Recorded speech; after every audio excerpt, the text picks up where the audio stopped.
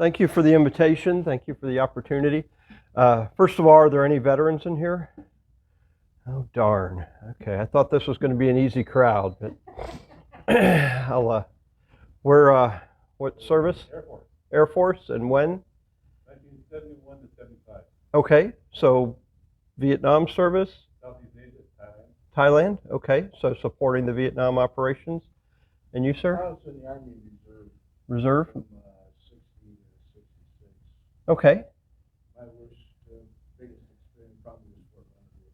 Yes, Fort Lost in the Woods, yeah. Fort Lost in the Woods. That's right. So, so you already have some experience working with veterans or talking to veterans.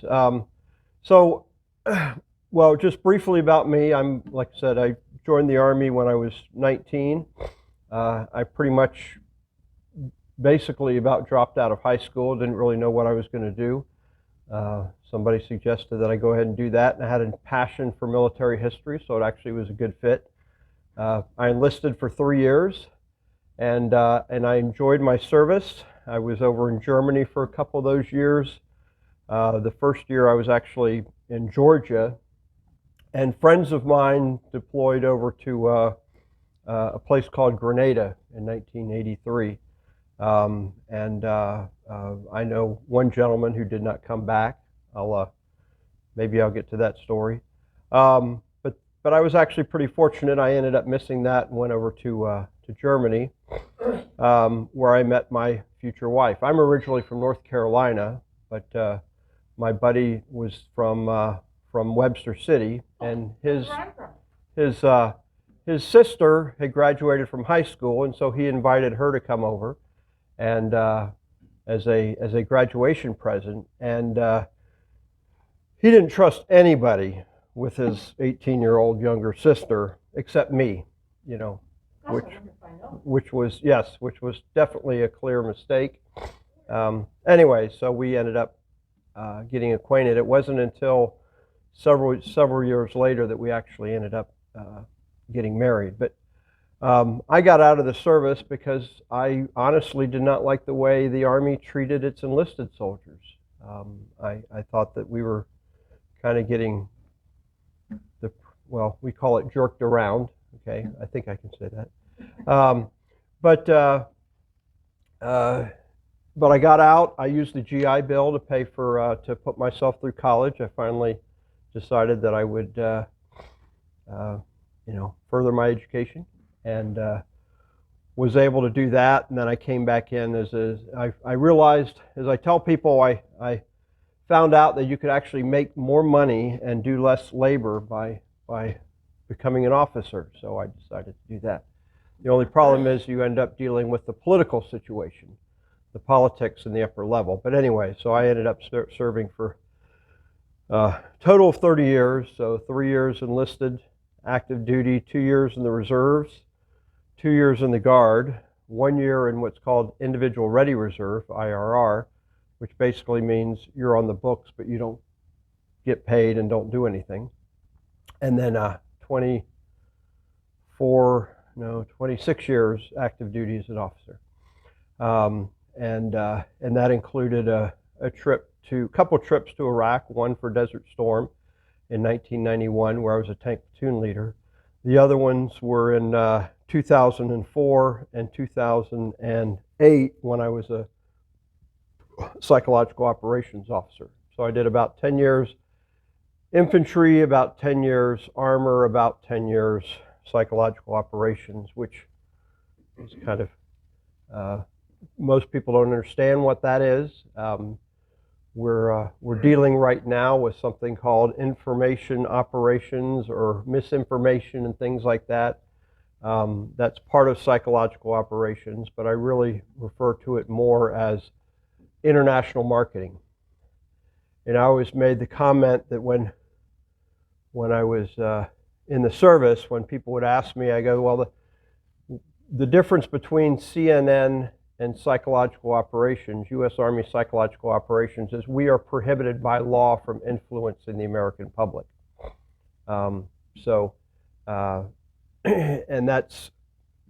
not to make a jab at CNN, but I mean, all the networks have their biases. But we had a special requirement to, everything had to be approved at the highest levels. And occasionally people made mistakes, and occasionally, things got shut down. Sometimes people overstepped, and that's true with any organization. But I think for the most part, psychological operations was very, very misunderstood by most people. I had some great experiences working with Iraqis, talking to Iraqis, trying to understand what their perspectives were.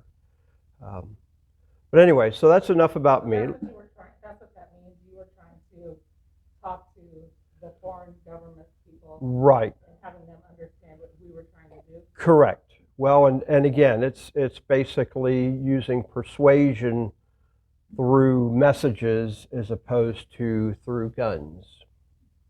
Okay. So. Oh yeah. Well, and again, it's and I mean, my favorite project that I did was I worked with the Iraqi Media Network, and I used an Iraqi American who kind of went out and talked to people. I actually traveled in 2004 in Baghdad. I traveled all over Baghdad, just myself with civilian clothes. I had an Iraqi friend who was a police captain, and we just got a vehicle and drove around. I never had any problems.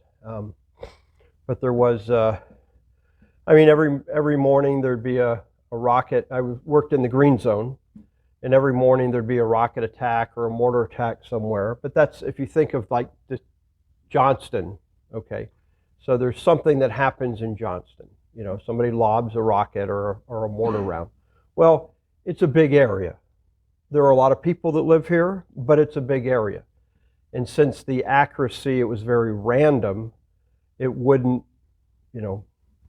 9 times out of 10, it wouldn't cause any real damage or hurt anybody, okay?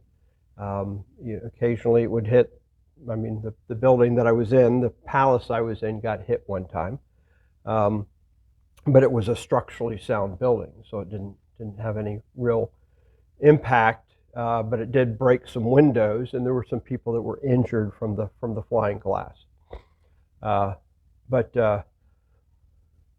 about every week or two, the ground would shake from a car bomb. It would be close enough there'd be a car bomb. But a story I like to tell people is I was working with an Iraqi woman, and we would be watching the news, and she'd be helping to explain the news and stuff. And of course, we watched CNN and Fox as well. But it was August of 2004, and for the second time in the month, a hurricane had hit the coast of Florida. And so on CNN, they're showing all these devastated buildings and all of these, interviewing all these homeless people. And this Iraqi woman who took the bus across Baghdad every day looked over at me and said, "Why would anyone want to live in a place like that?" And the point is, and here my wife is at home and she's seeing the news every day, and it's like, or she can't watch the news because it's just 2 U.S. service members killed in Fallujah, 2 U.S. service members killed in, and again, it's the microscope that comes down that shares this information. Baghdad is a city of 6 million people. I mean, what's that? Twice the population of Iowa? So even if a large bomb goes off, it may kill 10 people and it affects 100 people. Okay? So there's and again, it's almost like the COVID thing. Everybody knows somebody who's gotten sick, and you probably know somebody who's died. But life still goes on. And you get used to it. And I also use the analogy of when you're driving down you're driving to work or you're driving around and you decide to go on the interstate. Okay, well, The interstate is a lot more dangerous because people are going a lot faster. And if you get into an accident, it's going to cause more damage. And so you're a little bit more alert, at least when you first get on the interstate. When you've gone about 2,000 miles, then you're just like, okay, whatever. But, you know, I use that analogy. So when we went into the, you know, you go into a combat zone, or for me, it was just when I went off base, then it was like, okay, it's like I'm going on the interstate. I'm going to take a little bit more precautions, but I'm not going to, you know, it's just a fact of life. It's just how you live. You know, we've done that here. You know, we're now going to not shake hands. We're going to wear face masks, you know, and we're going to stay a little bit further apart. We adjust to it. We're humans. You know, we just adapt. But anyway, so I ended up finishing my career and retired about 8 years ago here, where, again, I drug my wife around, so we decided to come back here. Ironically, she's now out in California as a traveling nurse because, you know, and I'm here. So, but anyways, she actually, even though she grew up in Webster City, they moved to California. So she has family and friends here in Iowa and in California. So she likes to split back and forth. Did you graduate high school from Webster City? No, 8th grade. She left in the 8th grade. So that would have been somewhere in the 70s, I guess. So,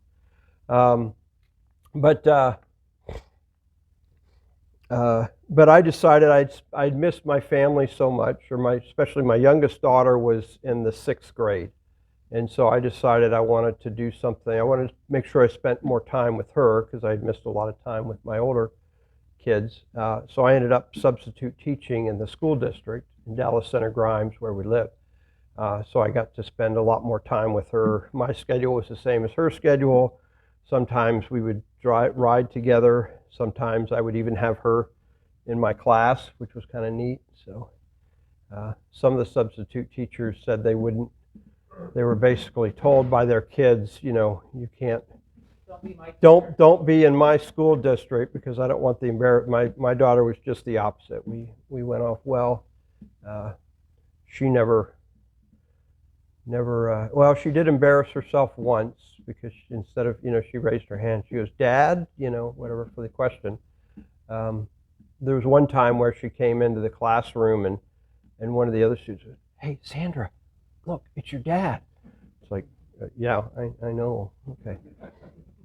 Anyways, enough about me. I really wanted to talk to you a little bit about veterans. And is there a time limit, by the way? I never got to.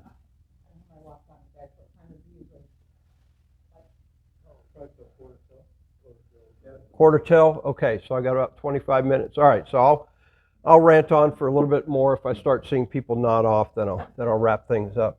I wanted to talk about kind of a little bit about the veteran experience, because one of the things that I've always done is try to talk to veterans and get to know them. I've always found it fascinating because everybody has a story to tell. We have in Grimes, we have something called GVSS, Grimes Volunteer Support Services. I don't know if anybody's heard of that, but it's people volunteer to give people rides, primarily older or disabled people, so they can stay in their homes, but give them rides to medical appointments. Or I took one lady, oh gosh, she was 95 and she wanted to get a haircut from her hairdresser who was retiring at the age of 75. You know, and it's like, and that was just delightful. But I really enjoyed that because every time I took somebody for a ride, I would hear their story. And everybody has a fascinating story. One lady had 2 sisters, and when she was a young girl, they both were getting married. And for some reason, I want to think 2 brothers, but I'm probably just trying to exaggerate it to make it sound better. But they were going to get married in a double wedding. And a few days before the wedding, they went out to take a picnic. and their car was going across a railroad track, and it got hit by a train and killed all four of them. And, you know, that's something that she, of course, had lived with for her whole life. And, you know, it's just you know, trying to think of what would have been like if, you know, she had these sisters, she had gone to their wedding, you know, she had spent time, you know, they had had children, you know, so she had nieces and nephews and all those missed opportunities just because of that one tragic event. And of course, sometimes it could be a good event, but it's always interesting to hear people's stories. So, and this kind of goes into my interest in history. But we, now I lost my train of thought. But anyways, but something happened about I guess it's been about a month now at the museum. A family brought in some effects from a grandparent who had served in World War I. And he was from the Colindra, Iowa, south, I guess, Red Oak, southwest, maybe, Colindra. Sorry, I'm not from Iowa, so I can tell you a lot about North Carolina, but not. Still learning about Iowa. Okay. Well, anyway, so he was from Colindra, and they brought in uniform items and awards and things. And they said, well, we got this picture here. It's like, okay, well, it's a bunch of soldiers. It's like, well, this must be a unit picture. And we have lots of unit pictures. And they did panoramic pictures. And if you come to the museum, we have a lot of these on the wall in the classroom. One of them, Fleur Drive, is named after a Captain Fleur who served in the First World War as a company commander, a captain. He was killed in action, but there's a picture of his unit in that museum. And like I said, they did these panoramic shots where they would start on one end of the formation, and they would basically take separate pictures as they go through, and it becomes this panoramic shot. Well, one thing he and his lieutenant did was they were on the one end of the picture.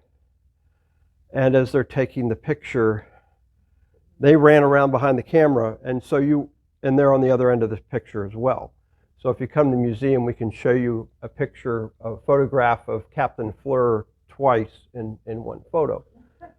Ironically, I've done that with my daughters when we go out and visit out west, the Grand Canyon or whatever. I'll ask them to do the same thing. It's like, okay, I got your shot. You know, disconnected, but anyways. But this photograph was similar to that, but it was taken in Colindra, and it was taken in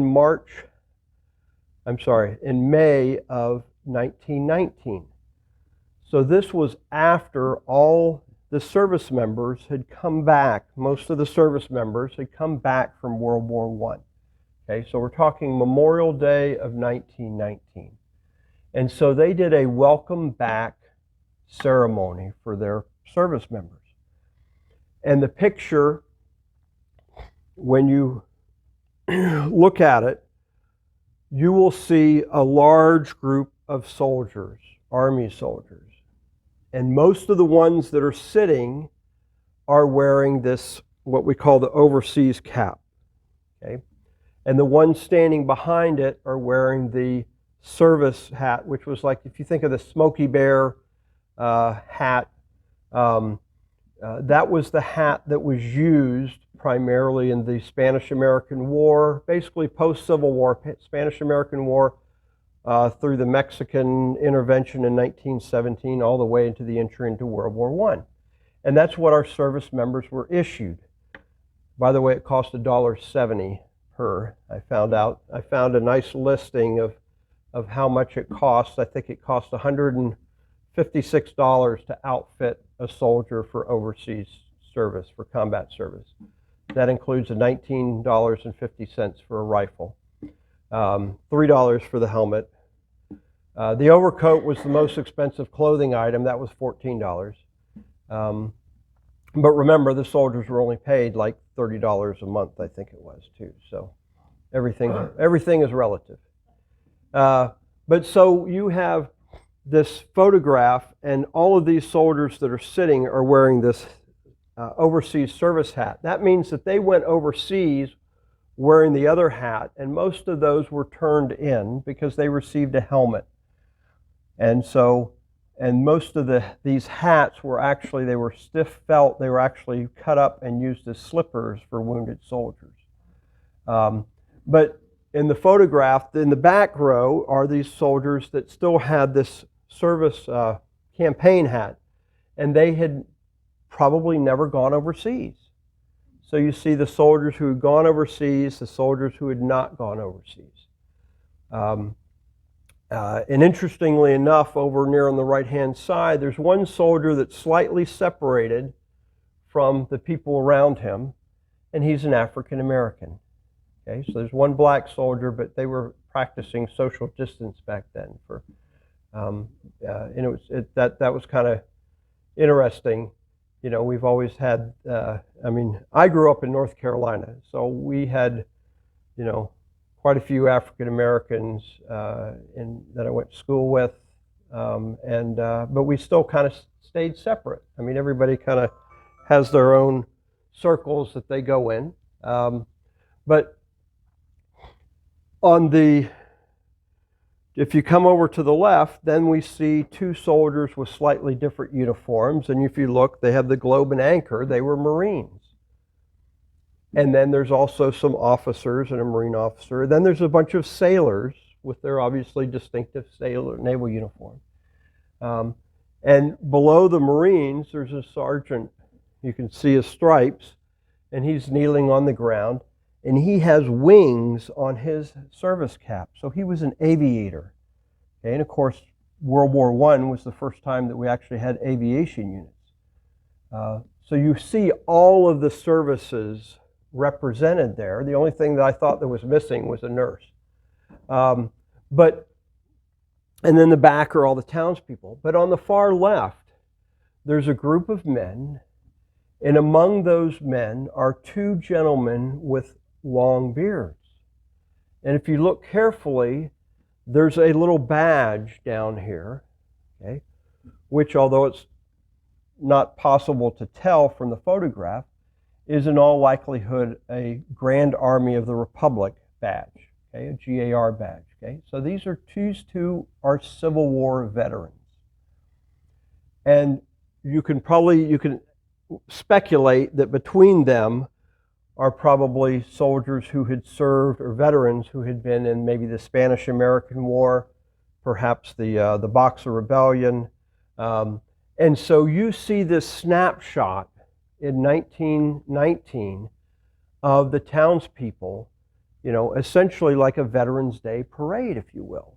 They had the parade for the soldiers. They honored the soldiers. You know, it may be the fairgrounds or whatever, and you see this snapshot. And I think of when I grew up, you know, when I was a young man or whatever, if I had attended an event like this, you know, it would have been, you know, the Vietnam veterans that had all come back. And over here, you'd have World War II veterans and a couple of World War I veterans. Okay?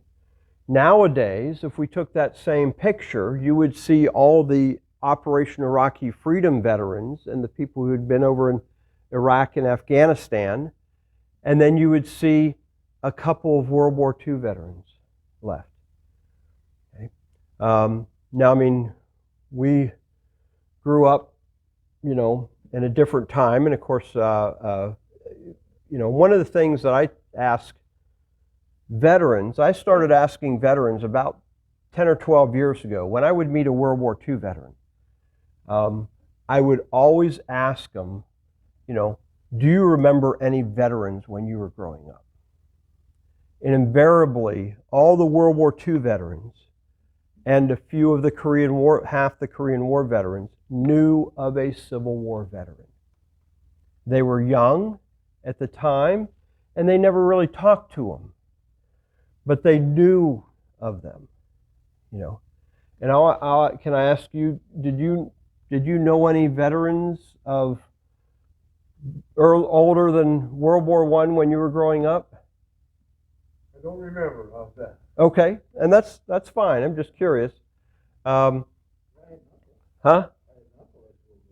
That was in right. Well, World War I veterans.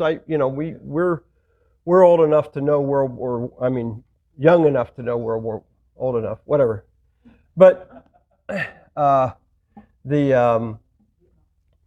yeah. Well, and what's interesting, of course, being in the museum for 8 years, we had quite a few World War II veterans 8 years ago that would show up for our coffees and events. And that's going down now because your World War II veterans are now in their 90s. We have 2 Korean War veterans that are still doing pretty good, and they're both 87. Our Vietnam veterans are in their 70s now.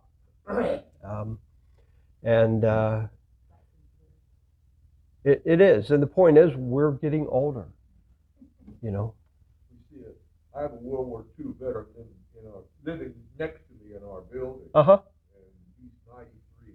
Yeah. Which means he probably was 18 when he was See him every day. at the end. Yep. How's he doing? Great. Good. Well, tell him I said hi. Okay. So, the important thing is to try and capture these stories.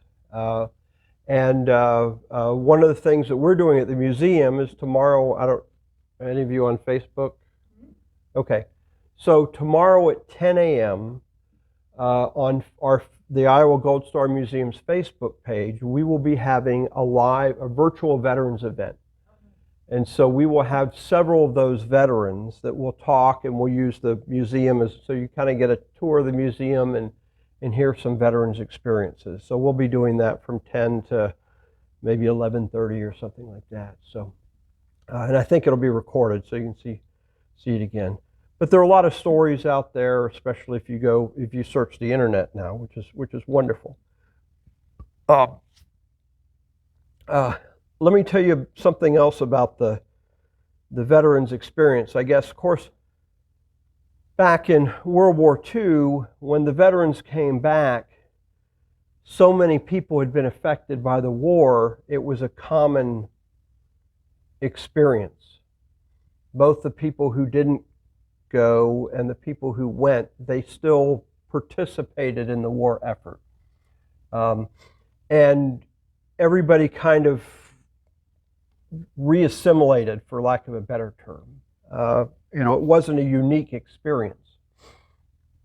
But since that time, we had the Vietnam War conflict where there were a lot of veterans in that. And of course, we went through the civil rights movement and the anti-war movement that was going on. And that created a rift in our society. And it became an embarrassment. And it became and so veterans did not want to talk about their experiences. They didn't want to go off and wear, and I brought this. I don't normally wear these, but and I'll talk a little bit about that too. But they didn't necessarily want to advertise that they had been in the Vietnam War, because you had some people that were very much for it, and some people that were very much against it. In similar, not unlike the current rift in our culture today, between your Republican and Democrats. But so there weren't any welcome home parades like there had been in World War II. Now, I was fortunate enough that when I came in the service, the first conflict I was in was Desert Storm. In Desert Storm, you kind of saw this reversal of, first of all, it was considered a much more popular war. It was considered to be a just war. And I've always told people that if you had to pick a war and pick a side, that was the war and that was the side to be in. Because it was short, there were a lot of Americans that were killed, there were a lot of Iraqis that were killed.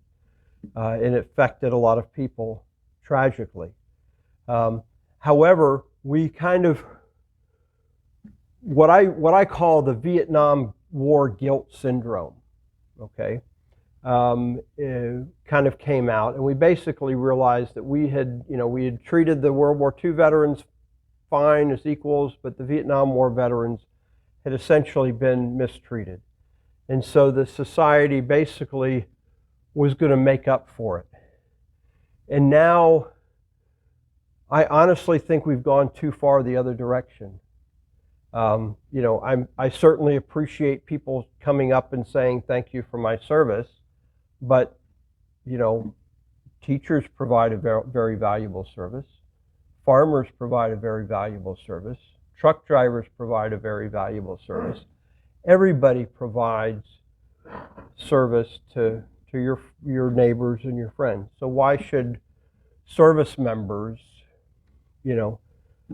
be anything any different, I guess. And you can argue it both ways, and I can too.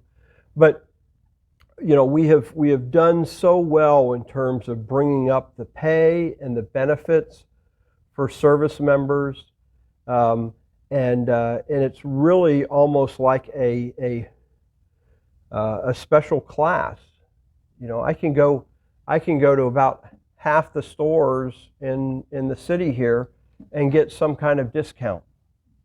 Okay, and it's like, well, but I'm an American like anybody else. Why should I, what special thing did I do for that? I mean, I got paid pretty well. I've got great benefits. Well, but but you look at these teachers that are gunned down in schools, and I'll get, if I get killed in combat, it was like somewhere around, I don't know, whatever it was. It was like $50,000 when I first came in. It's now $500,000 is going to my family. In a good economy, people don't want to join the military as much. I had a great experience because I got to travel all over the world. I went to Korea. I spent 8 years in Germany over my career. I did a couple trips to Iraq, and they were great experiences for me because I like to travel and I like to meet other people. But so anyway, so we've now kind of gone this other direction. We recognize veterans, and so people are more, and this is true in our society too.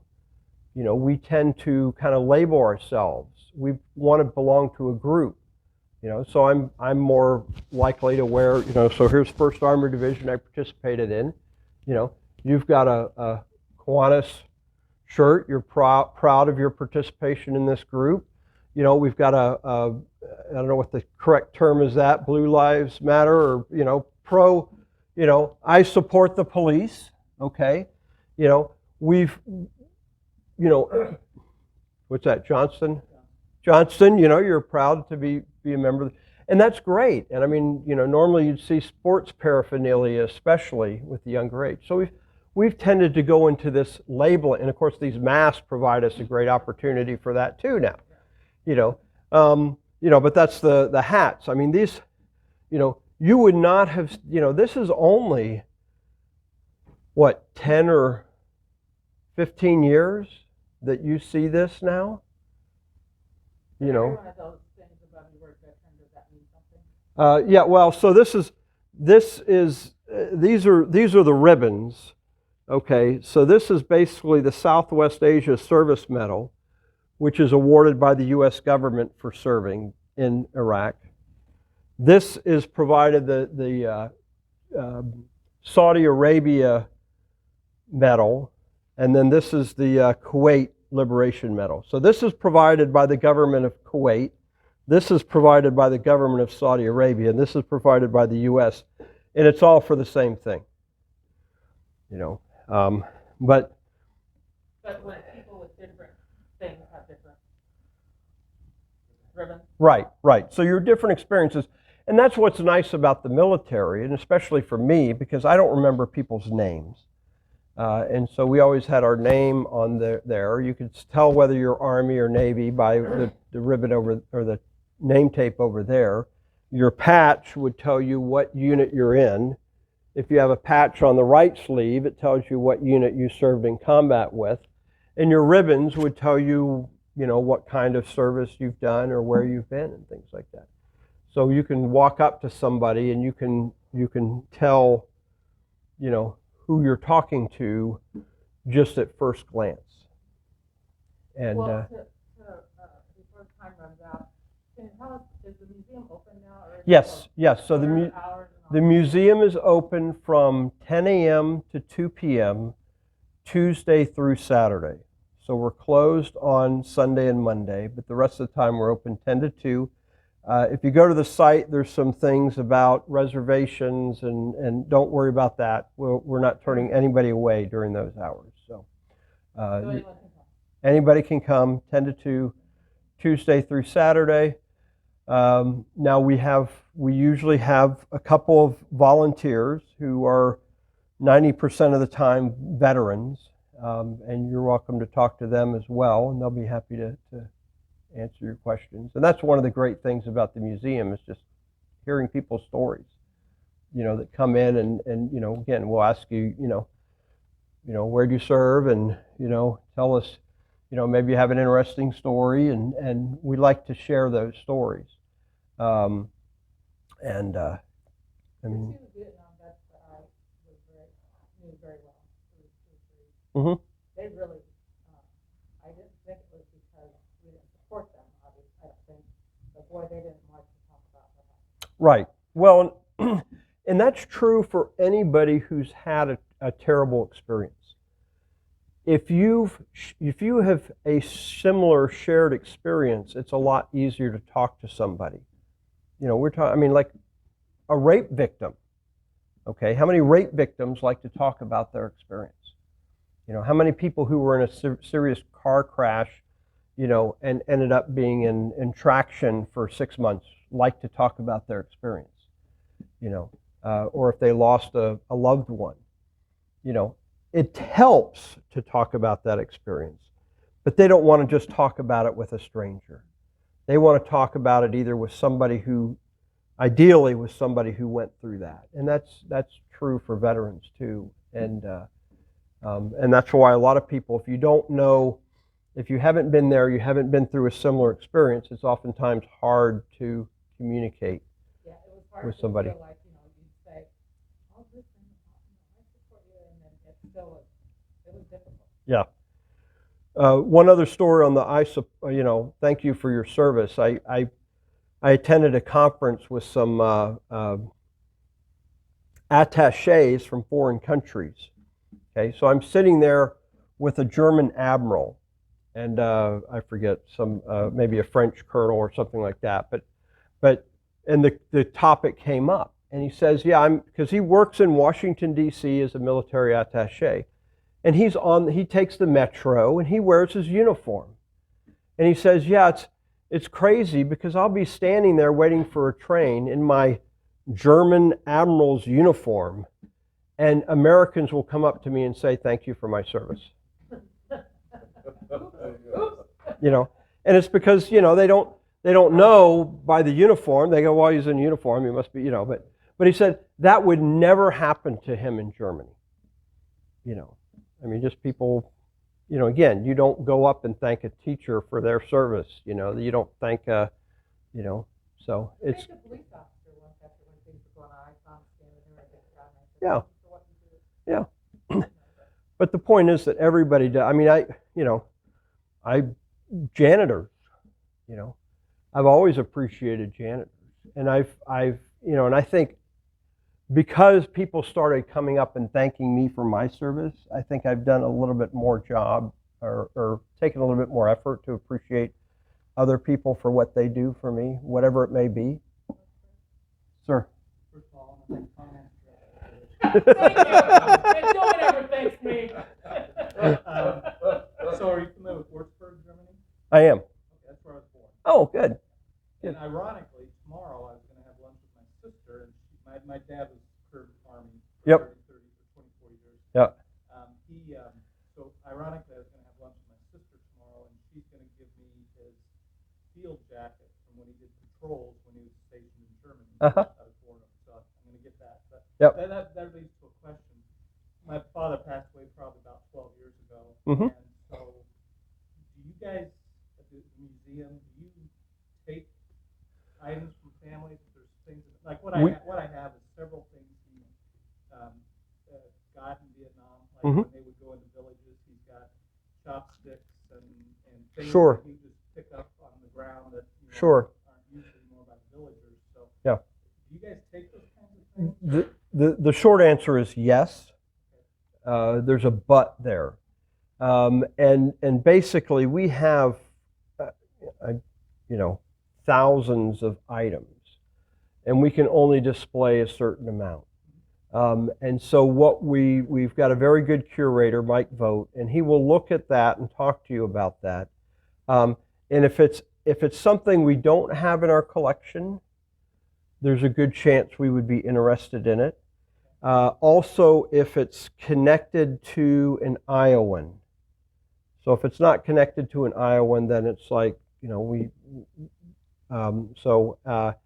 then, so if it's for example, a while ago we got there was a unique uniform that we didn't have in our collection.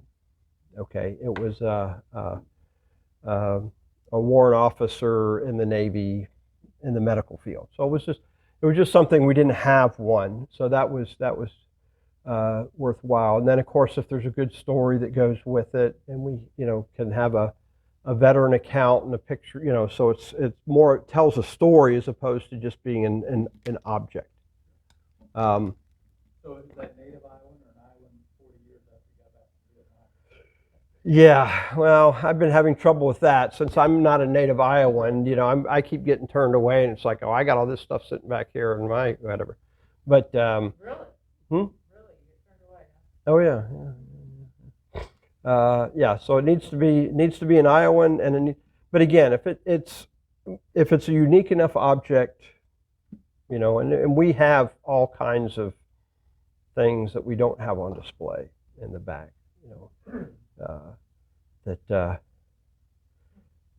anyway. So. Well, we certainly.